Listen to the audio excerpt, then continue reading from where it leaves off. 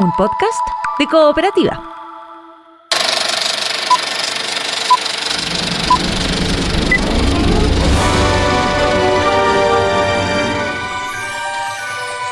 Hola, ¿cómo están? Soy Joel Poblete y este es Estrenos y Razones, el podcast que te cuenta por qué ver y por qué no ver alguna de las películas que están dentro de la cartelera nacional. Esta es una presentación de cooperativapodcast.cl. I haven't put this. Okay. Let me ask you something. Do you make money at this little table tennis thing? Not yet. Do you have a job? No. En esta ocasión continuamos revisando las películas más destacadas que van llegando a los cines locales y están nominadas al Oscar. Y ahora le toca a uno de los títulos más elogiados y llamativos que ya se está exhibiendo en nuestra cartelera. Se trata de Marty Supreme, que acá se puede ver como Marty Supremo. Backhand, forehand. How do you live? Well, I live with the confidence if I believe in myself, the money will follow. And what do you plan to do if this whole dream of yours doesn't work That out? doesn't even enter my consciousness. Maybe it should.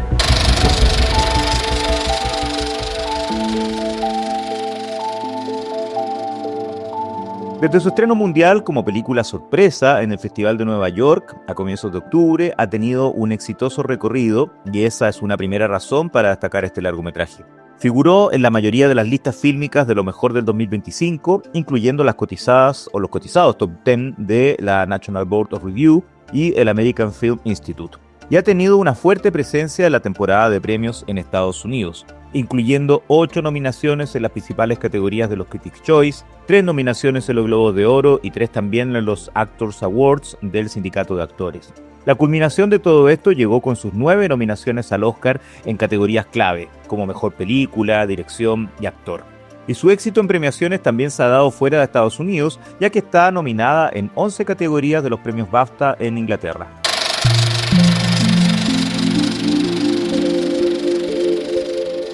Otra poderosa razón que había convertido a este título en uno de los más esperados del año para los cinéfilos era quien lo dirigía, Josh Safdie. Uno de los hermanos Safdie, la dupla que a lo largo de los últimos 15 años llegó a ser considerada entre los nombres más interesantes y talentosos surgidos del cine independiente estadounidense.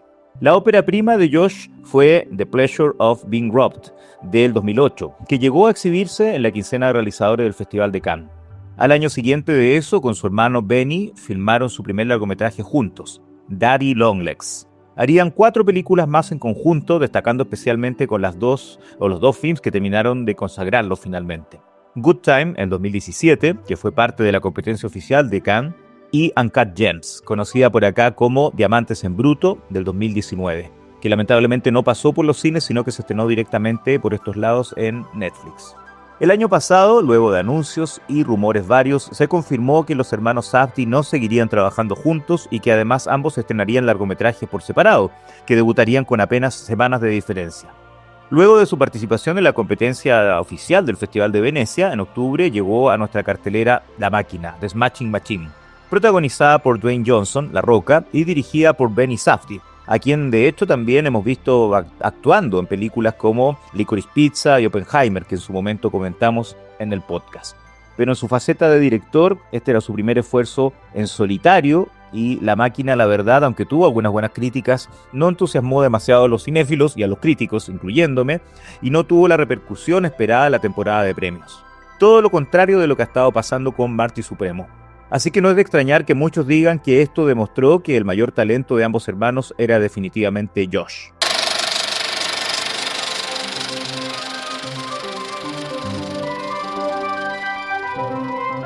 Otra razón que hace tan especial a esta película es su historia, lo que cuenta y cómo lo cuenta a través del guión escrito por el propio Josh Safdie junto a Ronald Bronstein, uno de los colaboradores más habituales de la dupla de hermanos desde sus primeros pasos como cineastas, para quienes ha sido co-guionista, coeditor e incluso actor.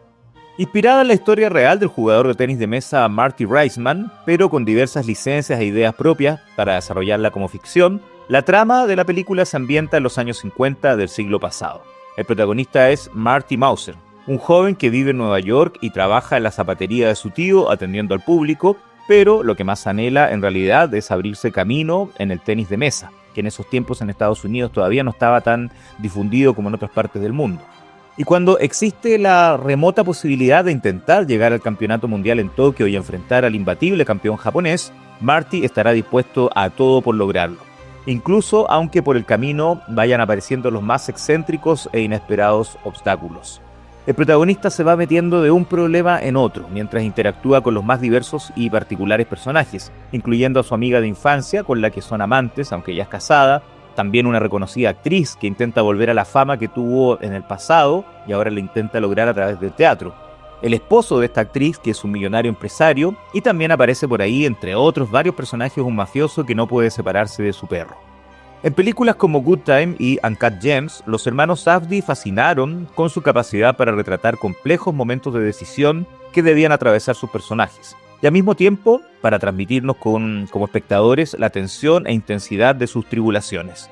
Josh Safdie consigue eso mismo nuevamente acá, pero ahora en solitario, y con la ayuda del montaje que él mismo desarrolló junto a Ronald Brostein. Maneja el ritmo de tal manera que percibimos el frenético, agitado e incesante deambular de Marty como si estuviéramos involucrados en lo que le está pasando de manera directa. Y al mismo tiempo que tenemos esta verdadera carrera de obstáculos que parece interminable, podemos distinguir cómo la mirada social al Estados Unidos de posguerra y la obstinación y valoración de sí mismo que tiene su protagonista tienen más de un punto en común con la realidad actual de ese país y las figuras que están en el poder en la política y en la sociedad estadounidense.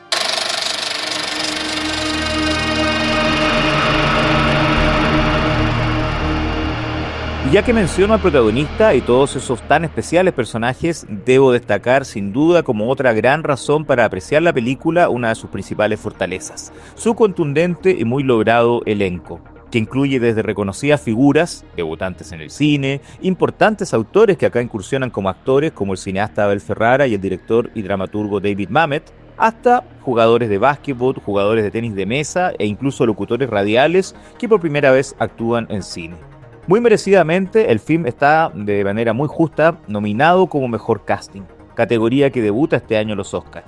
De entre una galería de personajes tan variada y ecléctica, destaco especialmente a Gwyneth Paltrow, que nos confirma una vez más su talento y que se la echaba de menos en realidad en roles que no fueran su Pepper en las películas de Marvel en que parecía concentrarse durante la última década.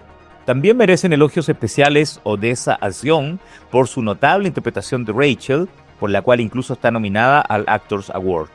O también a quien interpreta a Milton Rockwell, el poderoso empresario en el que se luce el canadiense Kevin O'Leary, debutando aquí en cine. Y en otros personajes más secundarios y breves podemos encontrar a figuras conocidas como Fran Drescher, Sandra Bernhardt, Emory Cohen o incluso el húngaro Geza Rörik, protagonista de la ganadora del Oscar Hijo de Saúl. Y bueno, ¿qué podemos decir de Timothée Chalamet? Yo sé que hay gente que lo admira mucho, es fanática de él, que en los últimos años se ha convertido en uno de los actores revelación ineludible, están casi todas las películas. De hecho, ya con esta acumula unas cuantas nominaciones de mejor película en las que él ha participado. Pero también sé que hay gente que no le gusta, que lo encuentra sobrevalorado, que se siente un poco saturada. Bueno, la verdad es que no se puede negar que su actuación acá es notable. En algún momento los hermanos Safdie lograron hacer destacar a figuras que no todo el mundo asocia con grandes interpretaciones, como Robert Pattinson en Good Time o Adam Sandler en Uncut Gems. A ambos los hemos visto en otras películas destacando, pero sin duda consiguieron dos de sus mejores interpretaciones en las películas de los hermanos Safdie. Ambos hermanos juntos y también ahora por separado han demostrado que entre sus grandes cualidades están la capacidad de ser buenos directores de actores y actrices. Y aquí exigen al máximo a Chalamet. Realmente es notable lo que él consigue. Estuvo entrenando los últimos años para ser justamente creíble como tenista de mesa en la pantalla. Cumplió en diciembre los 30 años y así se convirtió en el segundo actor más joven en la historia de los premios Oscar en tener 3 nominaciones como mejor actor. Después ni más ni menos que de Marlon Brando. Recordemos que en su momento fue nominado por primera vez por Call Me By Your Name, Llámame por tu nombre. Y el año pasado lo tuvimos nominado, lo estuvimos comentando también acá en el podcast por Un completo desconocido interpretando a Bob Dylan. Yo fui de los que encontró que lo hizo bastante bien en esa película pero no me terminó de entusiasmar tanto como para estar nominado al Oscar. En cambio aquí creo que merece esta nominación e incluso la verdad no me molesta si termina ganando el premio, a pesar de que tiene contrincantes fuertes como Leonardo DiCaprio, de una batalla tras otra. Por supuesto está Ethan Hawke, que también ha recibido muy buenas críticas, pero lo que hace Chalamet es notable. Algunos dicen que es el mejor papel de su carrera. Yo no podría ser tan tajante porque creo que lo que desarrolló en Call Me By Your Name fue realmente muy muy memorable, pero de todas maneras lo que consigue en este rol es increíble. Él ya ganó el Critics' Choice y el Globo de Oro como mejor actor y además es muy probable que gane el Actor Award del Sindicato de Actores y, como decía antes, también el Oscar. Y de verdad yo creo que estará muy merecido, por mucho que comprendo que haya gente que no le termine de convencer.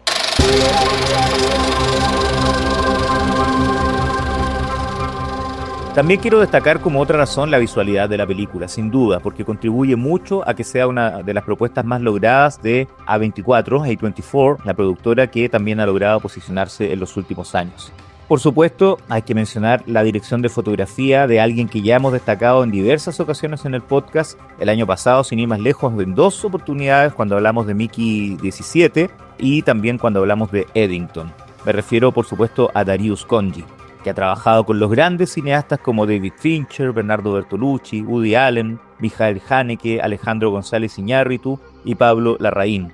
Ya había trabajado antes en Uncut Gems con los hermanos Safdie. Acá nuevamente tiene un trabajo notable, con mucha justicia, está nominado por 3ª vez al Oscar. Filmó Marty Supreme en celuloide, en 35 milímetros y además usando lentes anamórficos. Sus imágenes de interiores, de exteriores, de luz de día, luz de noche, están muy muy bien logradas. Él ayuda mucho a que nos creamos esta atmósfera de los años 50 que se refleja también en la pantalla, no solamente gracias a él, sino que también por un veterano al que también hemos destacado mucho en este podcast, que es Jack Fisk.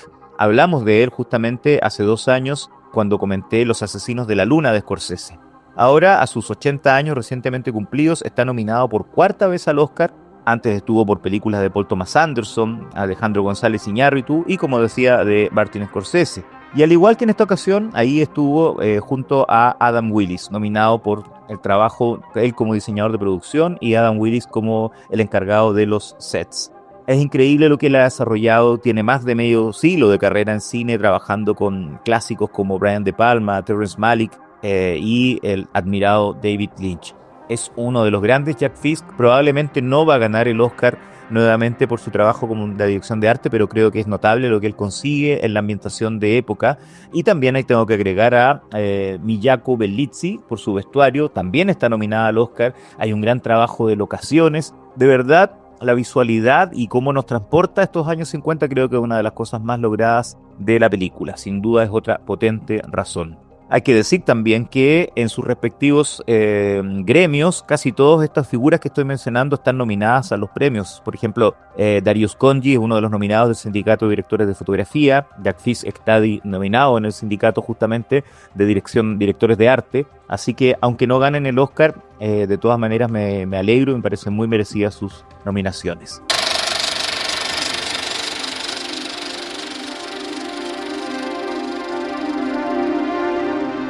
Y también, por supuesto, otra razón que no puedo dejar de destacar, lo sonoro. No solamente porque aquí tenemos nuevamente al compositor que ha trabajado antes con los hermanos Safdie, Daniel Lopatin, que trabaja de manera notable siempre con estas bandas sonoras tan crispadas que logran transmitir la tensión, la intensidad y el frenesí de sus personajes. Vuelve a ocurrir acá. Es la mejor banda sonora que podía acompañar al personaje de protagonista Marty Supreme. Bueno, que el título de Marty Supreme, que el personaje es Marty propiamente tal. Es notable lo que consigue este compositor, pero además dentro de lo sonoro, además de la música incidental, quiero destacar algo que hay gente que le gusta, gente que no, pero a mí particularmente me pareció muy logrado, es el uso de canciones anacrónicas en esta película. Algo que no es primera vez que se hace, lo hemos visto en distintas películas, María Antonieta, por ejemplo, Sofía Coppola, en que a pesar de que la película está ambientada en el pasado, tenemos una canción o distintas canciones que son de tiempos más recientes dentro de la banda sonora. Y aquí está Tears for Fears de manera notable, Peter Gabriel, The Corgis, New Order están dentro de la banda sonora y también por supuesto aparecen por ahí canciones de que efectivamente sí son de los años 50 o son clásicas, interpretadas por músicos como Perry Como y Fats Domino. Gran trabajo en el soundtrack.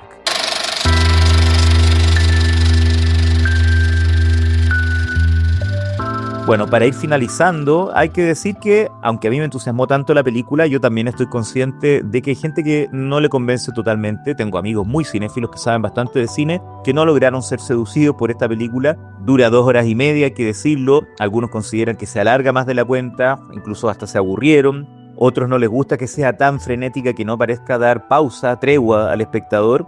Otros les pasa que no empatizaron con los personajes, y ahí yo no puedo culparlos porque tengo que decir que del protagonista para abajo, ninguno de los personajes es particularmente simpático o agradable como para que uno empatice, por supuesto, con ellos. Sin embargo, como sabemos que Marty está empeñado, está obsesionado con lograr su meta, uno igual, a pesar de que el personaje no es simpático porque tiene un gran ego, pasa a llevar muchas cosas, no tiene total consideración por la gente que lo quiere o que se preocupa por él, a pesar de eso, uno igual está del lado de él y quiere que gane.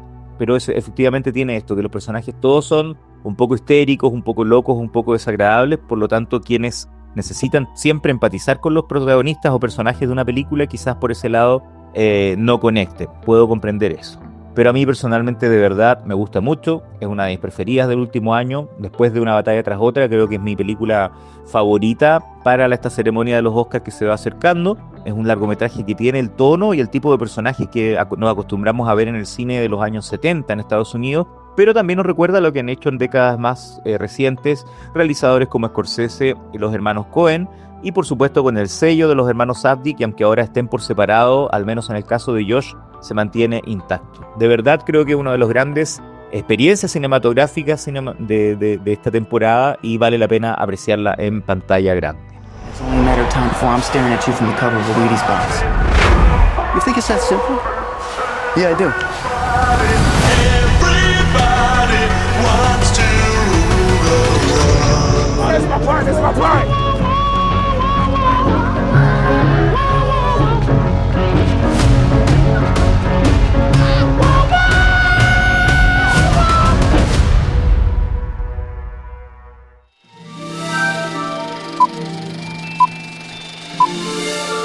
Estrenos y razones. Esta es una presentación de cooperativapodcast.cl.